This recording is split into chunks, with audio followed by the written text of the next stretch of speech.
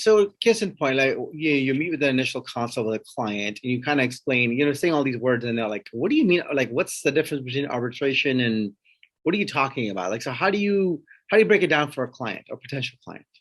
So on the arbitration provision specifically, it's like going to court, but not, right? You're generally going to get a retired judge, sometimes one time, sometimes three.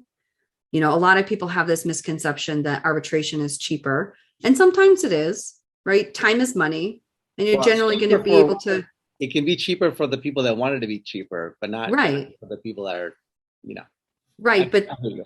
the way that the arbitration provision is written, the arbitration code, specifically for real estate transactions, that there are some rights that are given up. Discovery is not as robust as if you're in court. There can be limitations put on you as the party on what you can and can't do.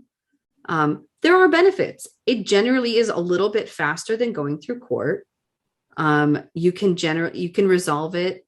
Sometimes, I guess it really depends on what side you're on. If you want it to be public or not, because that's the other part of it, is that arbitration is private. So we don't even know how many cases go to arbitration every year. Well, let me give you an example. So in employment law, generally when I am on the plaintiff side, arbitration is not something that I want for my clients because generally their settlements are a lot less. There's just, like you said, the discovery is limited.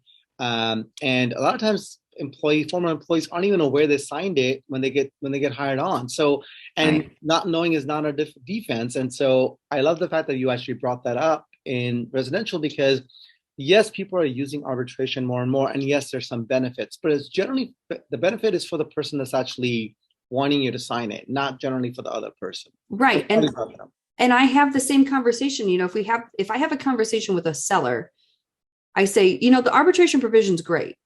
It's great for you as the seller because it forces the buyer to basically do what you want. You have a lot more leverage in arbitration than a buyer does. And I have the same conversation with my buyers. And I say, listen, if I'm representing a seller, I'm telling them sign the arbitration provision.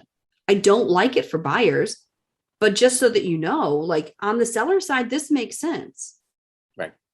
But they don't have that type of conversation with a sales, they're with the real estate agent because the real estate agent doesn't know what it is or how to use it.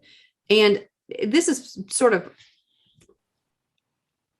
part and parcel for the brokerages is that the systems that they use to fill out these contracts are already pre-filled and forcing their clients into signing it, whether they want to or not.